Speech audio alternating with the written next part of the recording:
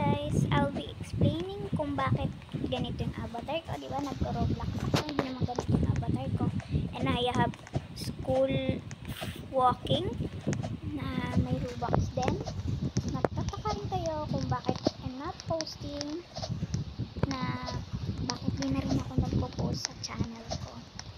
Well, because of guys, nabasag po yung phone ko and I forgot the password.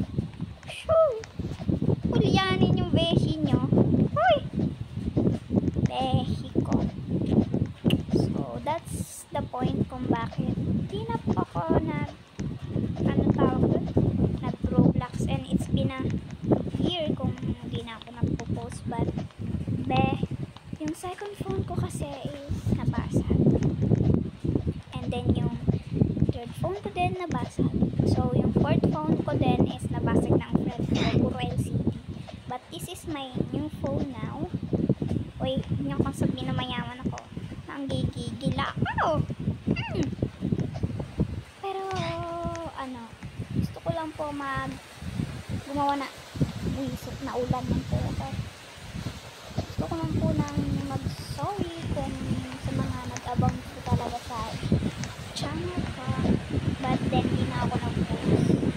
Sayang nga po yung K ko dun na followers. Tapos, di ko lang din naman pala magagamit. Like, alam mo yun, dismaya yung mga pinaghihirapan mo. Saka, di na rin po ako magaling mag-Roblox ngayon kasi 2 years na po akong huminto. At alam niyo naman po, laging pinapost ng beshi nyo, ng lola nyo. Puro Roblox. Di naman gaano sa gacha, pero abangan nyo yung ipopost ko guys. Budots po yun. Kang ano dyan, pe? Buisit na ulan! Buisit po yung ulan. Sa totoo lang. Buisit po talaga yung ulan. Ang ingay ng ulan din. Nagigigil ako.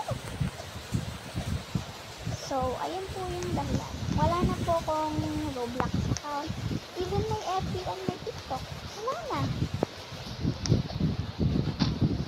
Kasikan ko rin din na wala.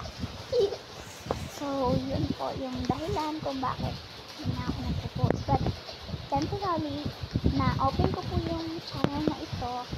Kasi yung yung mother ko galing ibang bansa. Tapos, nung hiniram ko po yung phone ng mami ko, nakita ko harapan yung account.